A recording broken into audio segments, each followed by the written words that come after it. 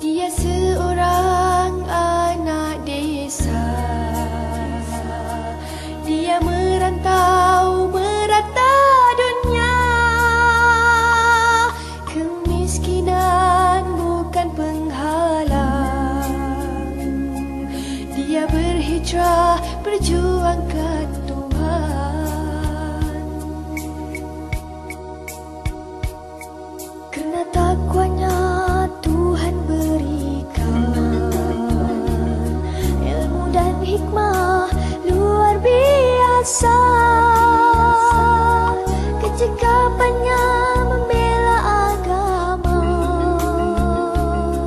Dia diakui dan diberi gelaran Hujatul Islam.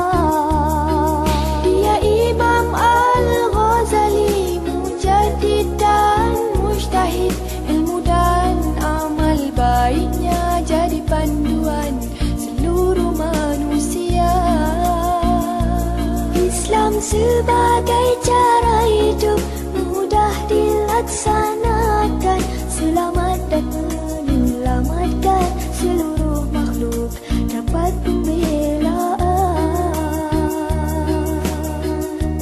Dia gigih berjuang memperkenalkan Tuhan hingga Allah yang Esa dicintai orang. Dia telah mengubah tamadun rohania. Imam Al-Ghazali mersusuri perjuangannya, mulakan dari diri sendiri. Rasakan Tuhan ada peranan.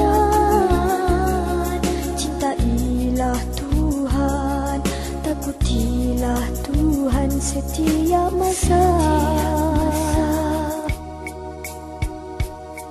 Kerana takwanya Tuhan berikan ilmu dan hikmah luar biasa. Kecekapannya membela agama.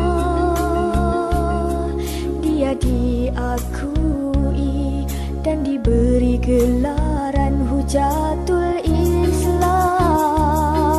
Dia Imam Al-Ghazali, mujaddid dan mujtahid. Ilmu dan amal baiknya jadi panduan seluruh manusia.